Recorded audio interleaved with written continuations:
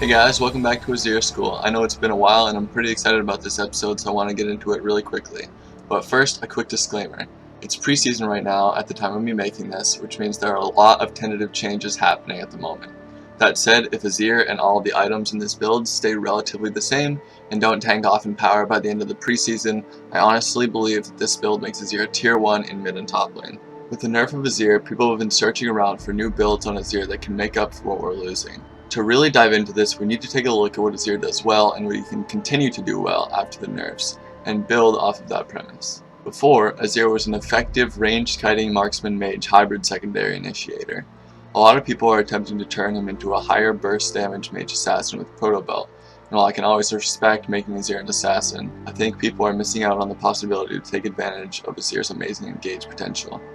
Since Azir's golden days, I've always been keen on finding ways to safely and successfully initiate with him. First things first, we're taking Berserker's Greaves in this build. It's nice to have some attack speed on Azir. It makes him feel a lot more fluid and gives him a nice damage increase that synergizes well with Rylai's. Next up, this is a Rod of Ages build. This item gives you good HP and damage and will help you push through the game in terms of DPS and tankiness. It gives the mana needed to clear waves since you're dropping a bit of extra damage for the sake of tankiness. The extra mana will give you some more wave clear during the mid to late phases of the game. After Roa, things get interesting.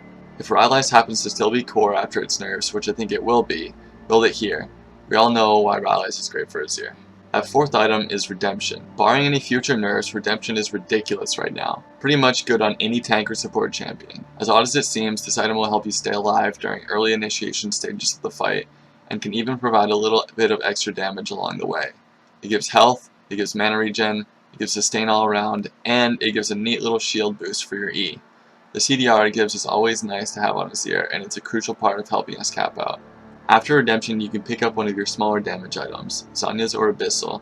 If you don't want them here, you can push them back in favor of Spirit Visage, which will help us get some CDR and give some needed tankiness. Also, its nice passive of increased healing will give you more from your Redemption. We choose these two AP items because they also give tankiness and CDR, and with the recent changes, Abyssal Scepter is a fine replacement for Void Staff in tanky builds. Side note, if Redemption is nerfed to where it becomes only good on support, swap it out for another small AP item like Liandry's, Zanya's, or Abyssal, or another full tank item like Banshees or Thornmail. Runes will be up on the screen while I talk about Masteries, which are very interesting for this build.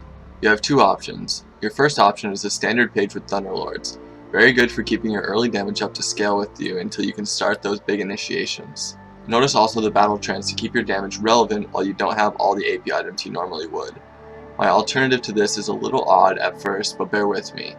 Here you see we delve into a tree Azir isn't all that familiar with. Taking the tankiest Masteries, it will allow us to start initiating far earlier and with far less items than normal.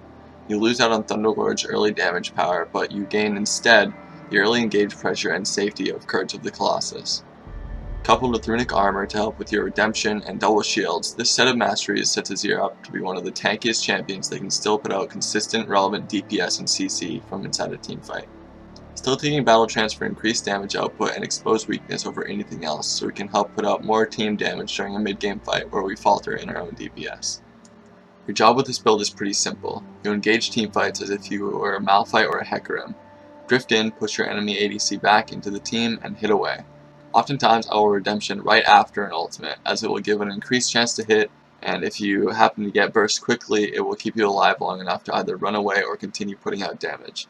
Not to mention the damage it will do to enemies during. It's a very different way to play Azir, but for those of you who have played tanky Azir builds in the past, it won't be all that foreign to you. As odd as the build looks at first, it is extremely effective, and if played properly, I honestly believe it could be up there with the strength of past iterations, possibly even pre-CDR attack speed changes Azir.